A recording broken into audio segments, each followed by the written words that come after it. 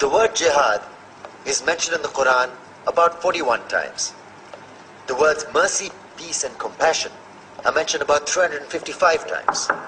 Yes, come in. Come on in, Riaz. Sit down, please.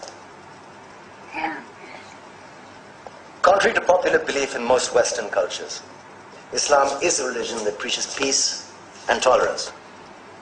Yes, Patricia.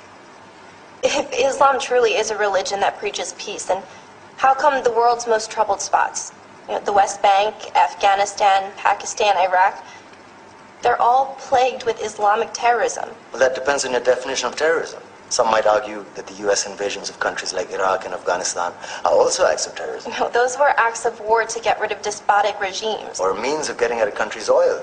Conspiracy theories. Well, May I? Yes, please. Go ahead, Riaz. Mr. Khan is right.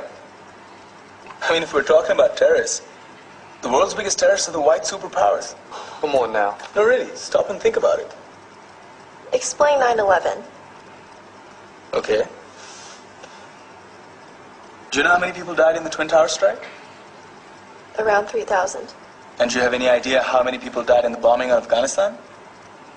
Take a wild guess. More than 15,000 people died. And that's just conservative figures. About 50,000 tons of explosives were dropped on innocent civilians. Men, women, children. Yeah, but that was because of the Taliban. Now that you brought it up, did you know that the Taliban was a creation of the CIA to fight the Russians? Whatever. They were still harboring terrorists. Yeah, right. Terrorists that were never found. Just like the weapons of mass destruction that were never found in Iraq. Do you want to get into the death toll in Iraq? 500,000 civilians and counting.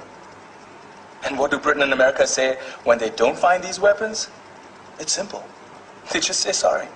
And still refuse to relinquish control of these countries. What are you trying to say? What I'm trying to say is that just because you're American, wear a fancy suit, and call yourself the president, doesn't make you any less of a terrorist.